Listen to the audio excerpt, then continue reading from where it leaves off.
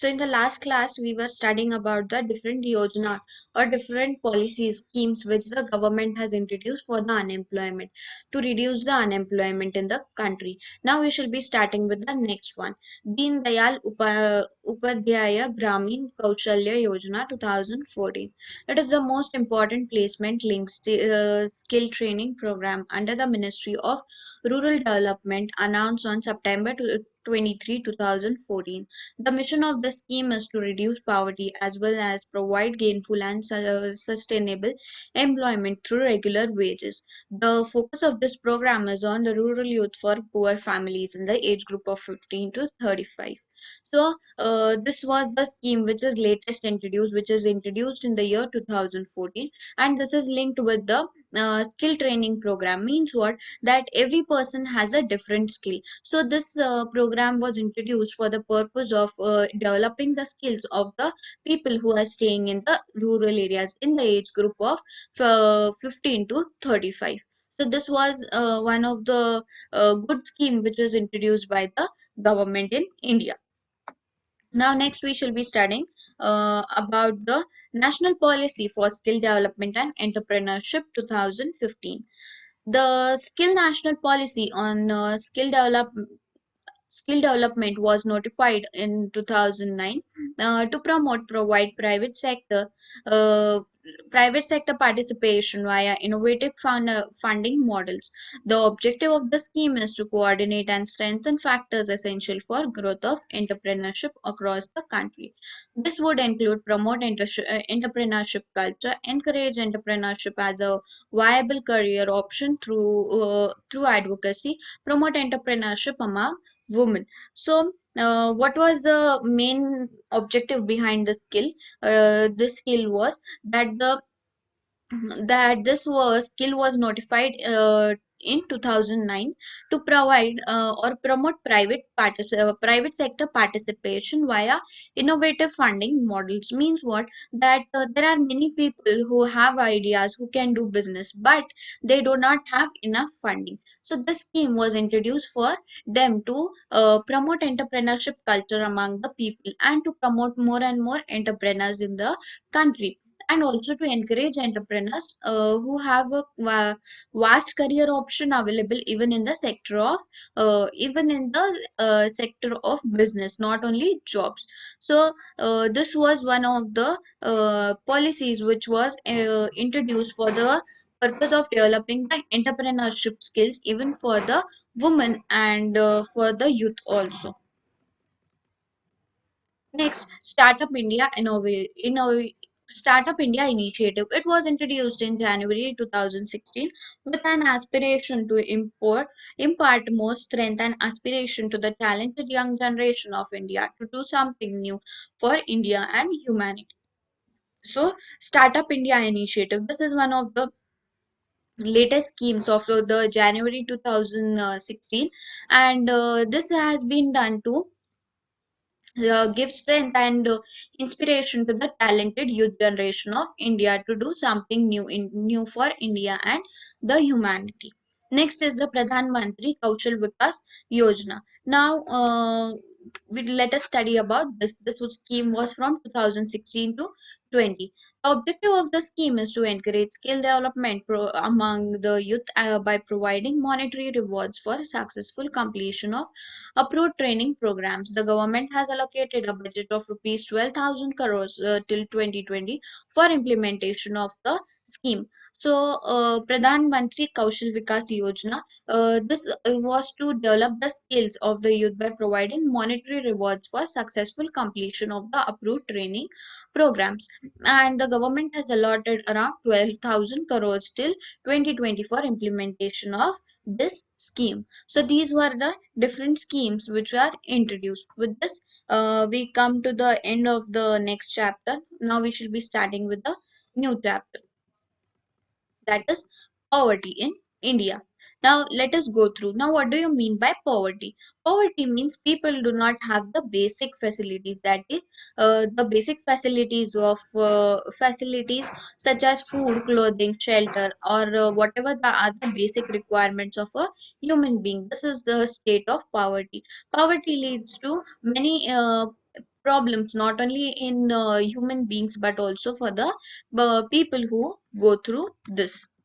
So let us start with the next chapter of poverty. Poverty in India. Introduction. Poverty is one of the major challenges faced by Indian economy. It is a socio-economic phenomenon. Poverty is perceived as a social exclusion of a certain section of the people in India in the society. Deprivation of basic needs and denial of opportunities has led to social exclusion. Figure 8.1 gives an idea about the concept of poverty. Poverty in India has a long history. Economic drain of resources, decline of handicraft and cottage industries, oppressive economic policies, reoccurrence of famines, etc., were responsible for mass poverty among the people during the British period.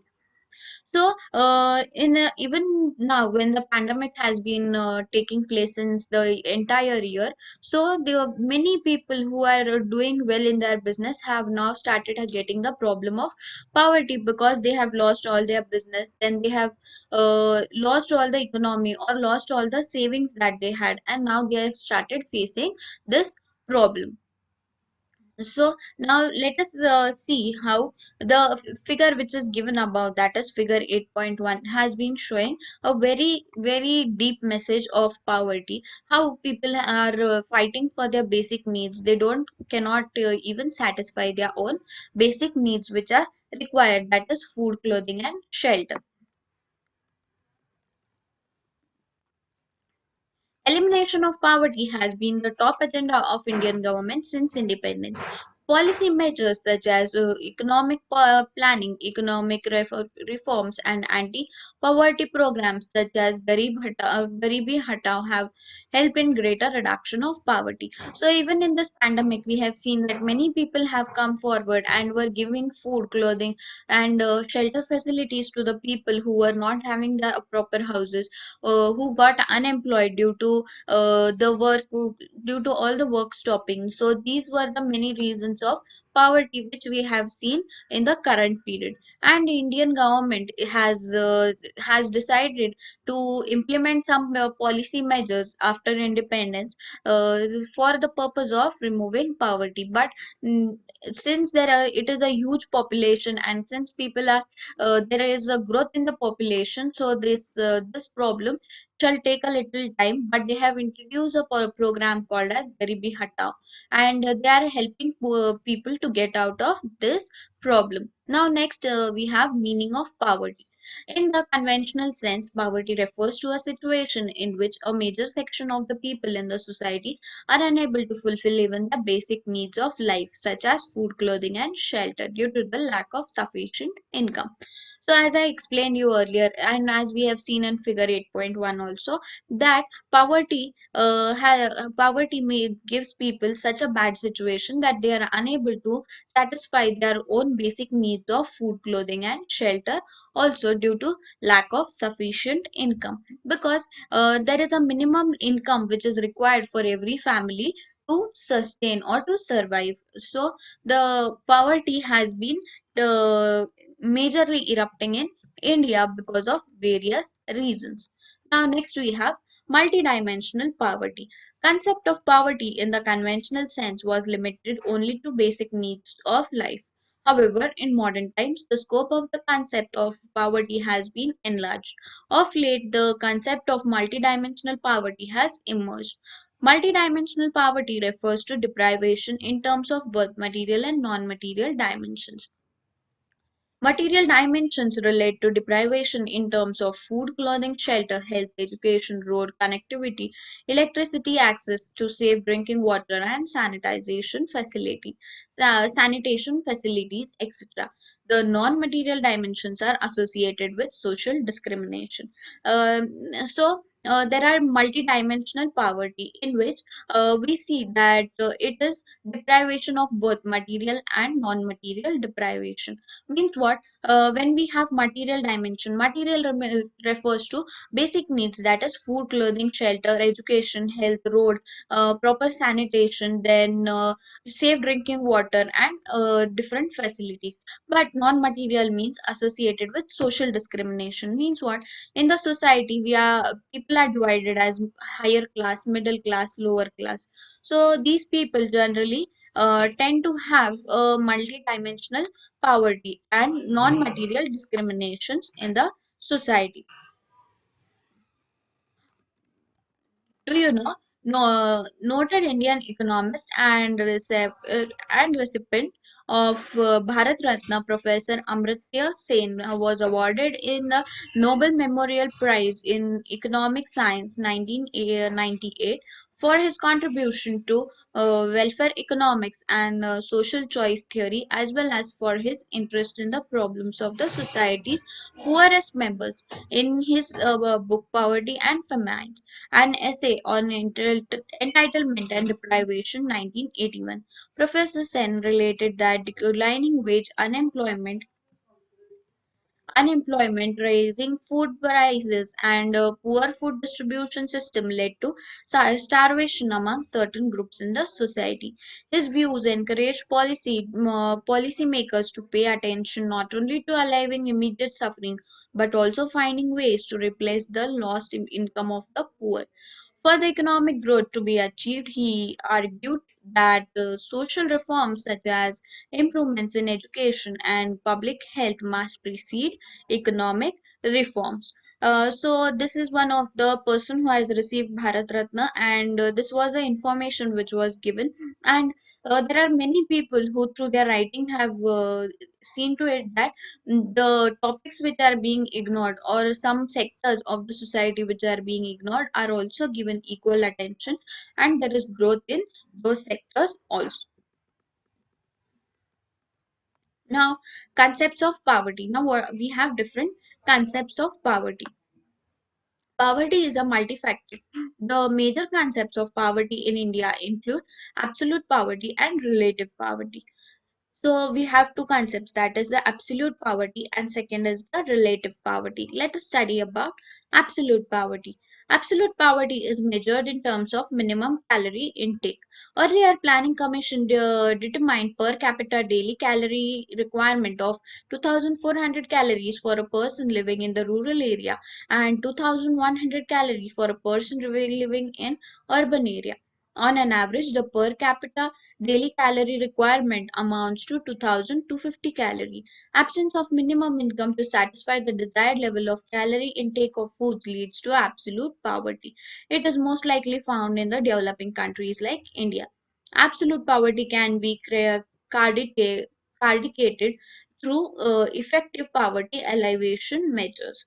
So, absolute poverty means what? That there is a basic minimum requirement of calorie levels in a body. So 2400 calories for a person living in rural area and 2100 calories for a person living in urban area. So minimum on an average 2250 calories a person should consume daily.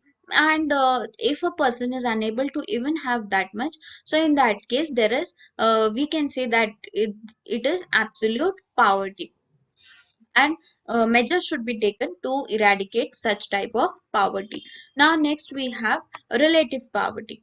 Absolute poverty we can find in countries developing like India.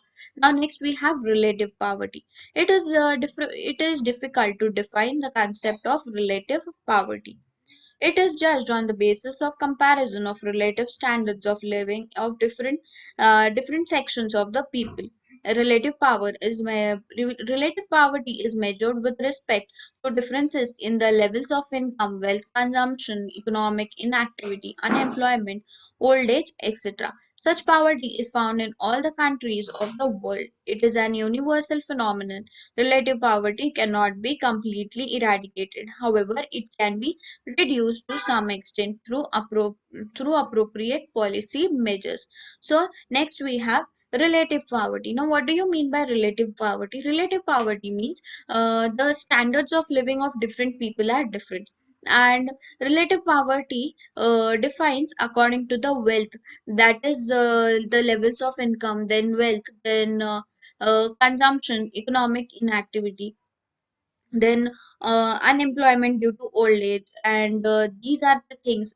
So This is a universal phenomenon that after a point of time a person doesn't uh, cannot earn much because of his physical inability. So this is a universal phenomenon which can be seen in all the parts of the world, and relative poverty cannot be completely eradicated, but it can be reduced by applying proper policy measures and taking care of such situations.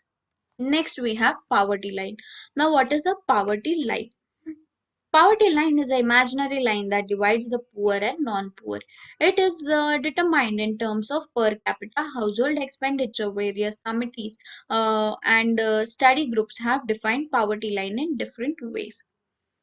As per the task forcing on eliminating poverty constituted by the Niti Aayog, the poverty line is defined as the threshold expenditure or the amount necessary to purchase a basket of goods and services that are considered necessary to satisfy your basic human needs at socially acceptable levels.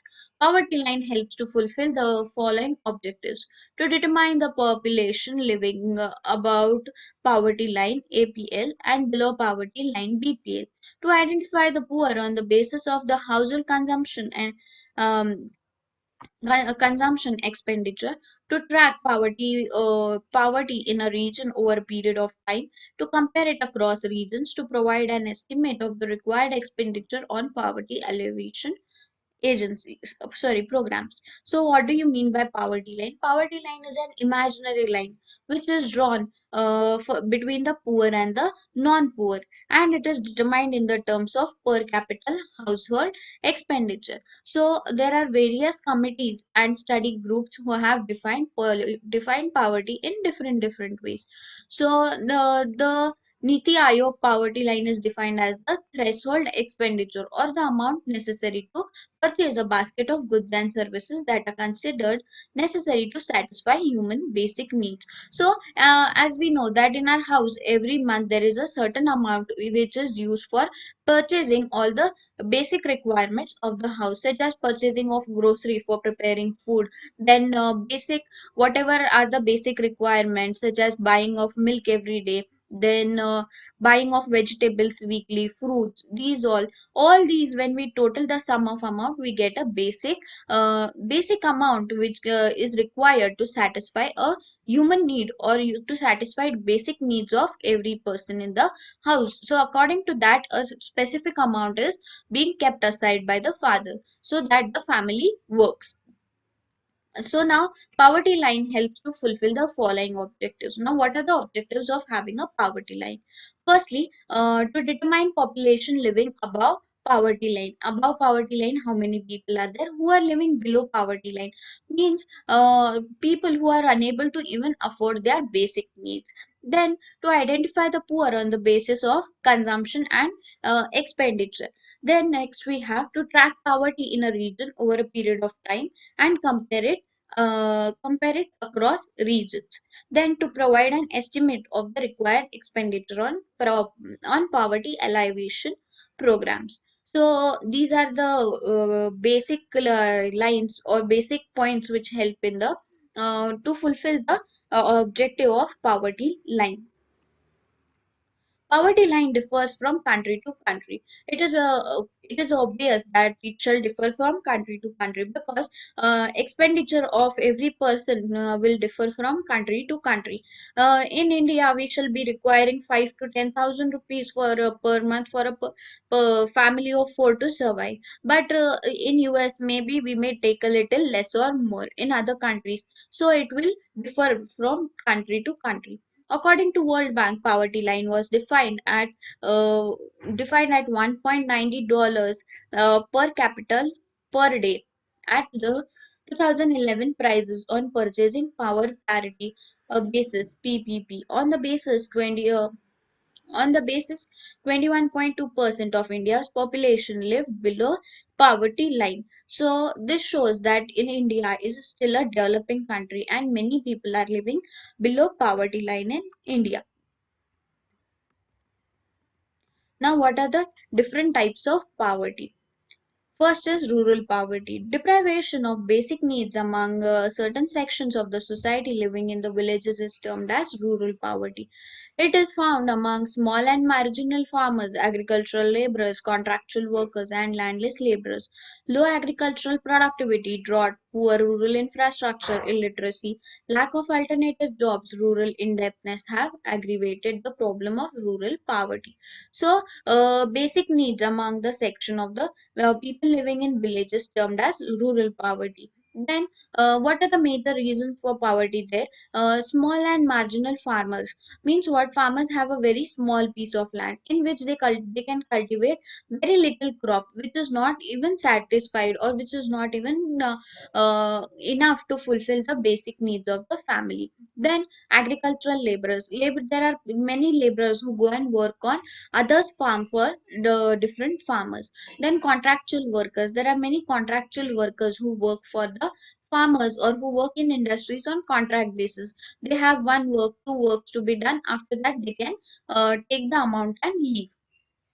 And landless laborers. There are many people who don't own any land who go and work for other farmers. So, in case the other farmer does not have any work, even this person does not get any work. So, this also leads to poverty.